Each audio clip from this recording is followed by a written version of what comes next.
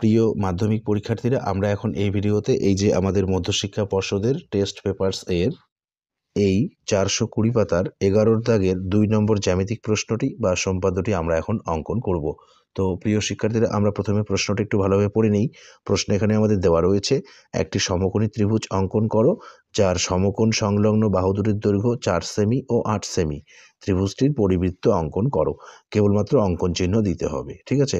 তো প্রিয় শিক্ষার্থীরা, আমরা এই যে এই প্রশ্নটির সমাধান করব বা অঙ্কন করব, আমাদের একটি সমকোণী ত্রিভুজ অঙ্কন করতে বলা হয়েছে যার দুটি বাহুর দৈর্ঘ্য দেওয়া রয়েছে 4 সেমি ও 8 সেমি, এবং এই ত্রিভুজটির আমাদের পরিবৃত্ত অঙ্কন করতে বলা হয়েছে।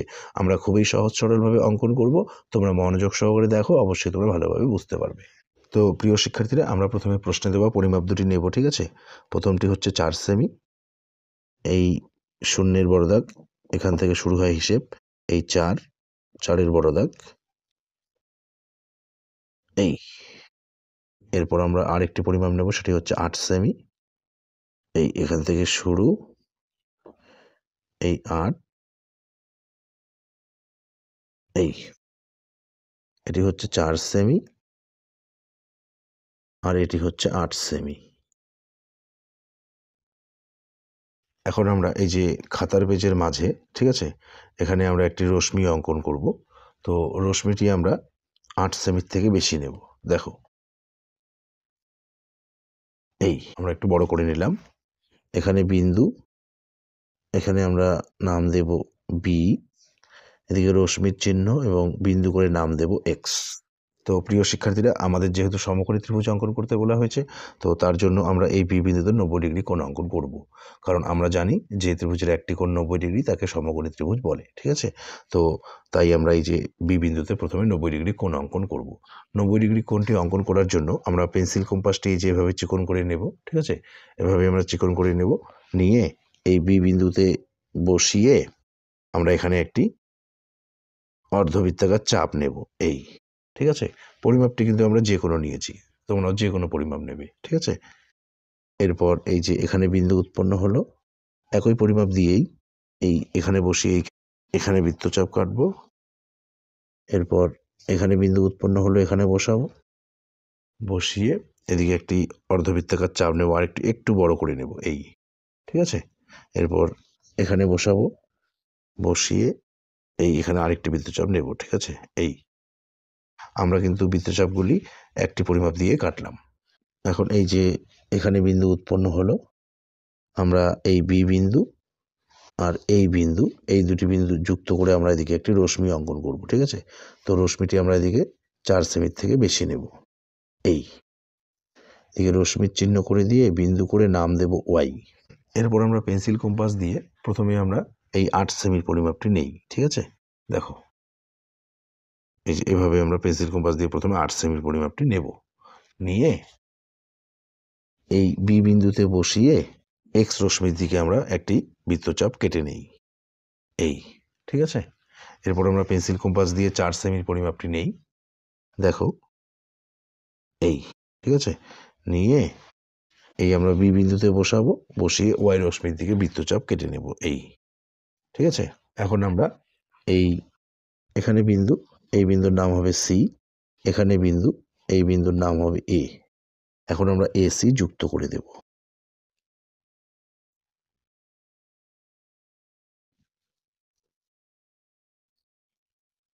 এই। তো প্রিয় শিক্ষার্থীরা, এই যে এ বি সি সমকোণী ত্রিভুজটি আমরা অঙ্কন করলাম। এটি হচ্ছে 8 সেমি বাহু, এটি হচ্ছে আমাদের 4 সেমি, আর এটি হচ্ছে 90 ডিগ্রি। আমরা এখন এই যে এ বি সি সমকোণী ত্রিভুজের এখানে পরিবৃত্ত অঙ্কন করব, ঠিক আছে?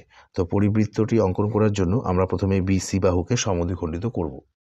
দেখো, তার জন্য আমরা এই যে বিসি বাহুর অর্ধেকের বেশি নেব, এই যে এদিকে অর্ধেকের বেশি নেব, ঠিক আছে? নিয়ে উপরে বৃত্তচাপ কাটবো এবং নিচেও বৃত্তচাপ কাটবো, এই।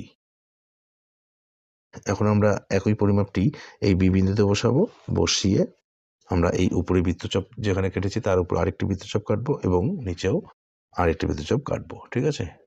আমরা প্রথমে সি বিন্দুতে বসিয়ে উপরে নিচে বৃত্তচাপ কেটেছি, তারপর বি বিন্দুতে বসিয়ে উপরে নিচে বৃত্তচাপ কেটেছি। আমরা বিসি বাহুর অর্ধেকের পরিমাপ নিয়ে উপরে নিচে বৃত্তচাপ কেটেছি, ঠিক আছে? বি আর সি বিন্দুতে বসিয়ে। এখন দেখো এই যে এখানে বিন্দু উৎপন্ন হলো এবং এখানেও বিন্দু উৎপন্ন হলো। এই দুটি বিন্দু আমরা এখন যুক্ত করে দেব। এখন আমরা এই এবি বাহুকে সমদ্বিখণ্ডিত করব। তার জন্য অর্ধেকের বেশি নেব, নিয়ে এই বি বিন্দুতে বসিয়ে বাঁ দিকে বৃত্তচাপ, ডান দিকে বৃত্তচাপ, এবং এই বিন্দুতে বসিয়ে বাঁ দিকের বৃত্তচাপের উপরে আরেকটি বৃত্তচাপ, ডান দিকের বৃত্তচাপের উপরে আরেকটি বৃত্তচাপ। ঠিক আছে? এখন দেখো এই যে এখানে বিন্দু উৎপন্ন হলো এবং এখানেও বিন্দু উৎপন্ন হলো। এই দুটি বিন্দু আমরা যুক্ত করে এদিকে আরেকটি লম্ব সমদ্বিখণ্ডক অঙ্কন করব। এই বিন্দুর নাম দেব আমরা পি, আর এই বিন্দুর নাম দেব কিউ, এই বিন্দুর নাম দেব আর, এই বিন্দুর নাম দেব হচ্ছে এস। এখন দেখো এই যে বিসি বাহুর লম্ব সমদ্বিখণ্ডক হচ্ছে পি কিউ, আর এবি বাহুর লম্ব সমদ্বিখণ্ডক হচ্ছে আর এস। তো দেখো দুটি লম্ব সমদ্বিখণ্ডক এই যে এখানে ছেদ করেছে। ঠিক আছে? এই বিন্দুর নাম দেব আমরা ও। এখন আমরা পেন্সিল কম্পাস দিয়ে এই ও আর বি যুক্ত করে দেব। ঠিক আছে? এখন আমরা পেন্সিল কম্পাস দিয়ে এই ও আর বি দৈর্ঘ্যটির পরিমাপ নেব। ঠিক আছে? নিয়ে আমরা এখানে এই যে এ বি সি ত্রিভুজের পরিবৃত্তটি অঙ্কন করব। দেখো তো প্রিয় শিক্ষার্থীরা, আমরা এই যে এ বি সি সমকোণী ত্রিভুজের পরিবৃত্তটি অঙ্কন করলাম। ঠিক আছে? আমরা এই যে আমাদের মধ্যশিক্ষা পর্ষদ প্রদত্ত টেস্ট পেপারের 420 পাতার 11 দাগের 2 নম্বর জ্যামিতিক প্রশ্নটি বা সম্পাদ্যটি অঙ্কন করলাম। ঠিক আছে? আমরা এখন এখানে একটি লাইন সাজিয়ে লিখব। সুতরাং এ বি সি সমকোণী ত্রিভুজের পরিবৃত্ত অঙ্কন করা হলো, যার পরিবেশার্ধ ও বি সমান সমান, এই যে ও বি পরিবেশার্ধ আমরা মেপে নেব 4.12344 4.4 সেমি প্রায়।